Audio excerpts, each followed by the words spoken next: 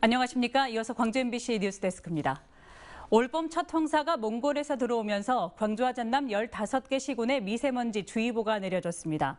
한국환경공단은 오늘 오후 4시를 기준으로 광주와 나주, 화순, 완도, 담양 등 7개 시군의 미세먼지 농도가 세제곱미터당 150 마이크로그램 이상이 2시간 넘게 지속되고 있음을 확인하고 전남 서부권 8개 시군에 발령한 미세먼지 주의보를 광주와 중부권까지 확대했습니다. 공단은 오늘 늦은 밤부터 미세먼지 농도가 점차 낮아지면서 내일 새벽부터는 대기질이 보통 수준으로 회복될 것으로 예측했습니다. 오늘 발표된 더불어민주당 전남 2곳의 경선 결과 현역 의원 2명이 본선에 올랐습니다. 나주 화순 선거구는 신정훈 현 국회의원이 손금주 전 의원을 꼽고 본선에 올랐고 영암 무안 신안 선거구는 서삼석 현 의원이 김태성 민주당 정책위원회 부의장을 누르고 공천을 받았습니다. 이로써 전남 10개 선거구 본선 진출자가 가려진 가운데 절반의 현역 의원들이 살아남았고 광주는 8개 선거구 중 한 곳에서 현역 의원이 본선에 올랐습니다. 한편 우여곡절 끝에 2인 경선이 치러진 순천 광양 곡성 구례을 선거구에서는 권향엽 후보가 현역인 서동용 후보를 누르고 민주당 공천권을 거머쥐었습니다. 순천 광양 곡성 구례갑 선거구에서는 손은모 후보의 공천이 취소되고 경선에서 패배한 김문수 후보가 민주당 후보로 결정돼 파장이 커지고 있습니다. 문형철 기자가 보도합니다. 문재인 정부 당시 청와대 비서관을 지낸 권향엽 예비후보가 순천 광양 곡성 구례을 민주당 후보로 결정됐습니다. 지난 15일부터 이틀 동안 진행된 경선에서 권 후보는 현역인 서동용 의원을 누르고 본선행 티켓을 거머쥐었습니다. 두 후보는 지난 21대 총선에서도 공천권을 두고 맞붙은 바 있습니다.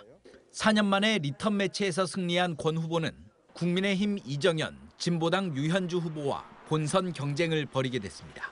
전략 공천을 받았다가 다시 경선을 하고 결론을 냈는데 끝까지 신뢰하고 지지해 준 데 대해서 더 뜻깊게 생각하고. 순천 광양 곡성 구례갑에서는 경선에서 승리한 손은모 후보의 공천이 취소돼 파장이 커지고 있습니다. 이중 투표 의혹 등에 대해 민주당 최고위원회는 윤리감찰단 조사 결과 경선 부정이 확인됐다며 손 후보의 공천을 취소하고 경선에서 2위를 한 김문수 후보를 공천하기로 했습니다. 손 후보와 지지자들은 강력 반발하며 주말 동안 민주당 중앙당 앞에서 항의 집회를 벌였습니다. 손 후보는 김문수 후보가 당대표 특보라는 이유로 경선 결과를 부당하게 뒤집은 것이라며 법적 대응을 예고했습니다. 또 자신을 떨어뜨리기 위한 치밀하고 고의적인 공작이 있었다고도 주장했습니다. 소명 자료도 다 제출했는데 최고위원회에 전달이 안 된 것 같습니다. 왜곡된 또는 잘못된 정보로 판단을 하지 않았을까.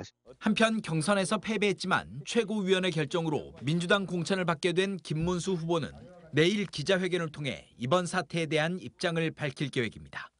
MBC 뉴스 문형철입니다. 지난해 광주시는 다목적 체육관 3개를 잇따라 지었습니다. 수백억 원의 주민 혈세가 들었는데 준공 1년이 다 되도록 제대로 운영조차 못하고 있습니다. 광주시는 제대로 수요조사조차 하지 않은 것으로 드러났습니다. 어떻게 된 일인지 천홍희 기자가 취재했습니다. 광주 광산구 빅그린 산단. 건물들이 듬성듬성 있는 이곳에 체육관이 지어졌습니다. 이 체육관을 짓는데 100억 원이 들었는데 하루 이용자가 10여 명 수준으로 예상돼 1년 가까이 문을 닫고 방치하고 있는 겁니다.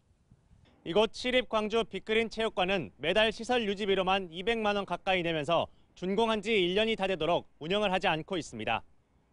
지난해 각각 76억 원, 100억 원을 들여 만든 무등과 평동체육관도 사정은 비슷합니다. 수영장 등록 회원이 없어 수영 강사조차 고용하지 못하고 있고 운영 시간도 다른 수영장보다 줄였습니다. 내부 시설도 엉망입니다. 평동체육관에는 환기시설이 없고 녹슨 물이 계속 떨어져 시민들에게 개방조차 못하고 있습니다. 비좁게 설계된 수영장 탈의실에 수영 인원을 늘리기 위해 목욕탕에 있는 옷장보다 작은 크기의 옷장을 다닥다닥 붙여놓았습니다.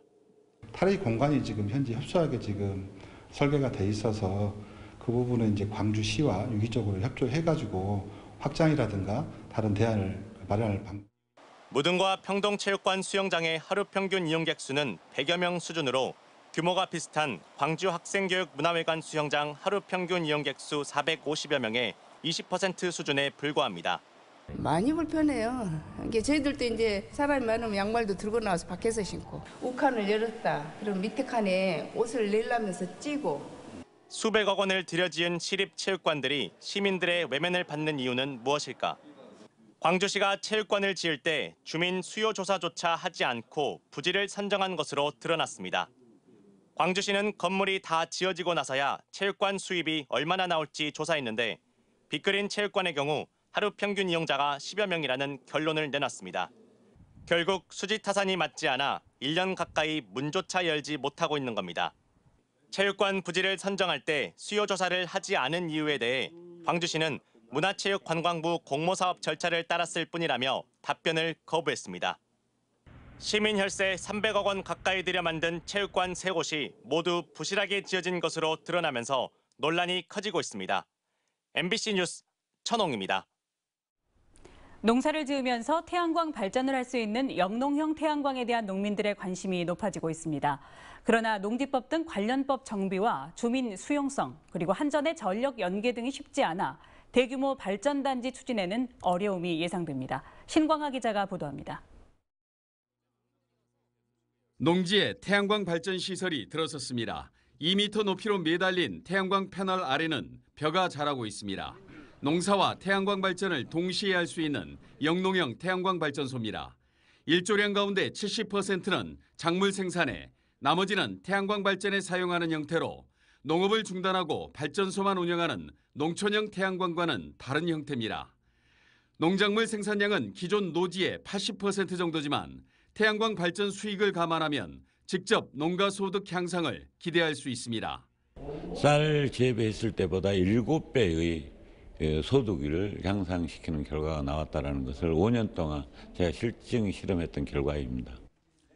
재생에너지를 통한 지역의 미래를 모색하기 위해 주민 포럼을 진행하고 있는 해남군에서도 영농형 태양광에 대한 관심이 높아지고 있습니다. 고령화, 농촌 인구 감소로 우려되는 지방 소멸과 식량 안보 위기에 대응하는 소득 정책이기 때문입니다. 농촌 특화지구 지정 등 관련 근거는 마련됐지만 농지법을 비롯한 관련 법률 정비와 주민 수용성, 한전 전력 연계난은 해결해야 할 과제입니다.